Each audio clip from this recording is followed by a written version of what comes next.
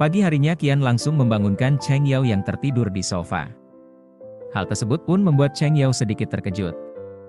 Cheng Yao juga menjelaskan alasan mengapa ia sampai bisa tertidur di sofa. Kali ini Qian baru mengetahui jika suara hujan bisa membuat manusia merasakan ketenangan, tetapi Qian malah tidak mempercayai hal itu karena Qian mulai berpikir apakah nyanyian Cheng Yao yang membuatnya bisa tertidur pulas. Akan tetapi pemikiran tersebut tidak berhasil membuat Qian menyadari jika memang Cheng Yao lah yang berhasil menyembuhkan insomnianya. Kemudian Cheng Yao sudah berada di perusahaan. Kali ini Cheng Yao dibuat bahagia karena Qian meminta Yu Fei untuk memberikan Cheng Yao sebuah file. Dan file tersebut berisi tentang kasus yang harus ditangani oleh perusahaan firma hukum mereka. Tak hanya itu, Cheng Yao juga dimasukkan ke grup Bao beserta 2 rekan yang lain. Hal tersebut berhasil menjadikan hubungan mereka semakin membaik. Di malam hari Qian mencoba mengikuti saran Cheng Yao dengan menghidupkan suara hujan agar ia bisa cepat tertidur nyenyak, tetapi hal itu tidak berhasil sama sekali. Bahkan Qian juga meminta seseorang untuk memasak agar sama saat Cheng Yao memasak di rumahnya, namun usaha tersebut tidak membuahkan hasil sama sekali. Akhirnya Qian kembali meminum obat yang diberikan dokter untuk dirinya. Kemudian Qian pergi keluar rumah dan tak disangka Qian malah melihat Cheng Yao yang tertidur di sebuah supermarket. Ternyata hal tersebut hanyalah ilusi di dalam pikiran Qian atau karena pengaruh obat yang dimakannya. Sementara itu Cheng Yao masih bekerja lembur karena tugas yang Qian berikan padanya, bahkan ia tidak memiliki waktu untuk mencari tempat tinggal baru. Tak berselang lama Qian juga ada di sana. Kali ini Qian dengan berani mencubit pipi Cheng Yao sebab ia ingin memastikan jika orang tersebut memanglah Cheng Yao. Hal itu pun sempat membuat Cheng Yao terkejut, apalagi Qian memberikan sedikit rasa pedulinya pada Cheng Yao. Hal tersebut semakin membuat Cheng Yao mengagumi kepribadian Qian.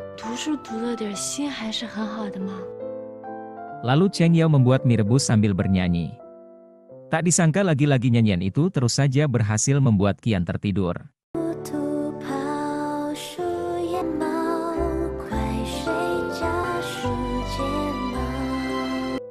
Keesokan harinya rekan kerja Qian dibuat heran karena melihat Qian yang tertidur pulas di sofa. Kemudian Wu Jun juga ada di sana bersama mereka. Kali ini Wu Jun mengajak semua orang di perusahaan untuk datang ke acara penyambutan rekan kerja baru mereka.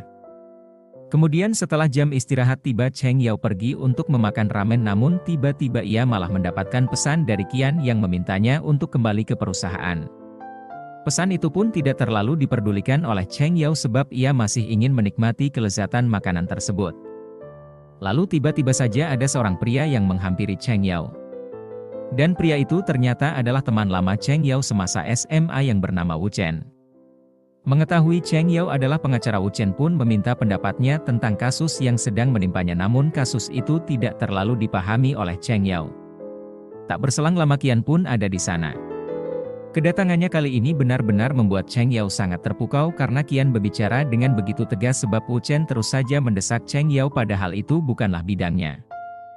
Setelah Wu Chen pergi, Qian langsung memberikan beberapa nasihat pada Cheng Yao jika ingin menjadi pengacara profesional, termasuk mengabaikan untuk melayani orang yang tidak memberikan keuntungan apapun.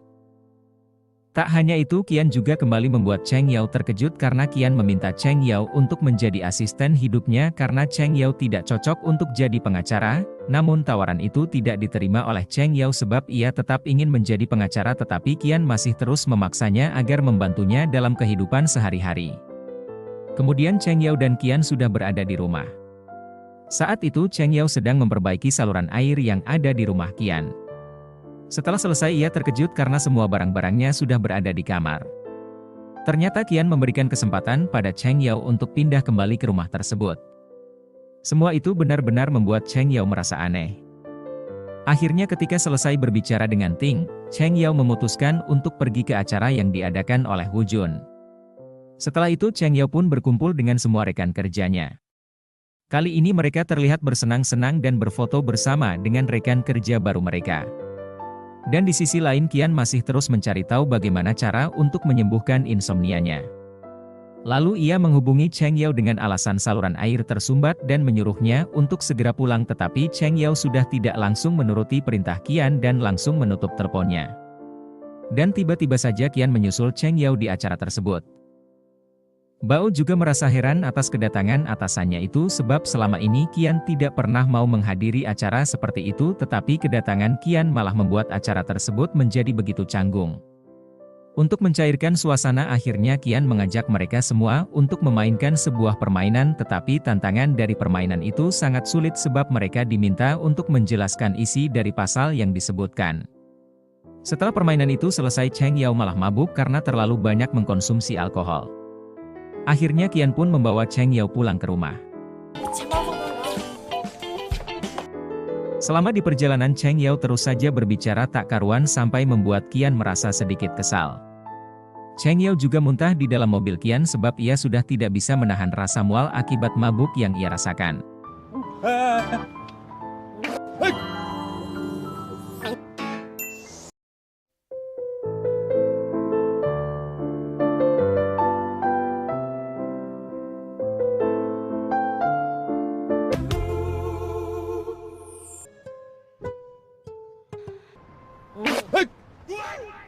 Saat itu akhirnya Qian terpaksa mengeluarkan Cheng Yao dari mobil, bahkan Qian memasukkan asistennya itu ke sebuah kotak yang ada di sana. Dalam situasi tersebut Qian tetap saja menggunakan hukum agar ia tidak dirugikan karena pertolongan yang Qian berikan pada Cheng Yao harus dibayar dengan hal yang sama oleh Cheng Yao. Kemudian Qian membawa Cheng Yao pulang ke rumah dengan bantuan petugas yang ada di sana. Lalu tanpa sengaja Cheng Yao malah terjatuh di atas tubuh Qian saat Qian membantunya bangkit dari kotak kardus.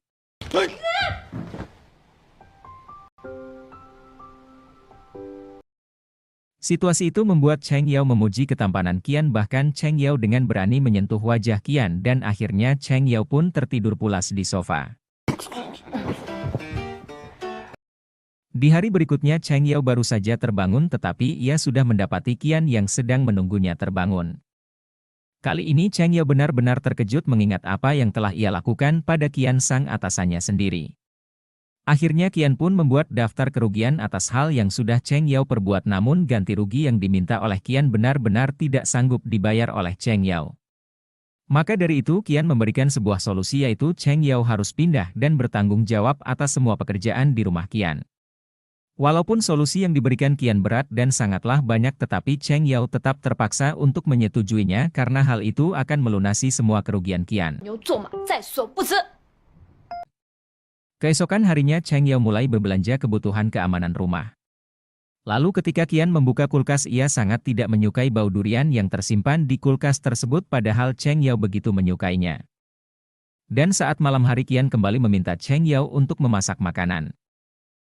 Tetapi Cheng Yao malah memesan makanan mewah via online, padahal Qian hanya ingin dibuat tertidur oleh aktivitas dan nyanyian Cheng Yao saat memasak. Akhirnya mau tidak mau Cheng Yao harus memasak sendiri makanan untuk Qian, namun Qian tetap saja tidak merasa puas. Hal itu membuat Cheng Yao merasa begitu kesal.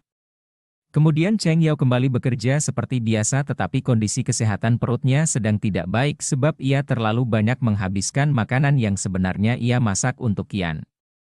Lalu ketika Cheng Yao ingin pulang ke rumah, ia malah melihat atasannya itu yang sedang dalam bahaya. Hal itu membuat Cheng Yao segera menyelamatkan Qian, tetapi tak disangka ternyata dua orang laki-laki tersebut adalah pengawal ibu Qian. Mengetahui hal itu membuat Cheng Yao merasa sangat bersalah. Setelah itu Qian pun pulang ke rumah untuk menemui ibunya. Kali ini ibu Qian sengaja berpura-pura sakit di depan Qian. Ternyata ibu Qian sangat mengkhawatirkan kondisi kesehatan Qian karena Qian mengidap insomnia. Dan ibunya menginginkan Qian bisa hidup normal seperti orang lain, dan Qian pun berjanji akan menjaga kesehatannya dan akan sembuh dalam beberapa bulan ke depan. Di sisi lain Cheng Yao sedang menunggu Qian di rumah. Cheng Yao juga sempat memikirkan hal yang membuatnya merasa begitu takut karena ia sudah melakukan kesalahan. Tak berselang lama Qian pun ada di sana. Kedatangannya langsung disambut baik oleh Cheng Yao, bahkan ia sudah memasakkan beberapa menu makanan khusus untuk Qian, namun Qian malah tidak menghargai sama sekali semua usaha yang sudah Cheng Yao lakukan untuknya. Sikap buruk Qian tersebut tidak membuat Cheng Yao merasa kesal karena ia hanya merasa takut jika ia tidak melayani Qian dengan baik dan nantinya tentu Qian akan melipat gandakan hutang Cheng Yao.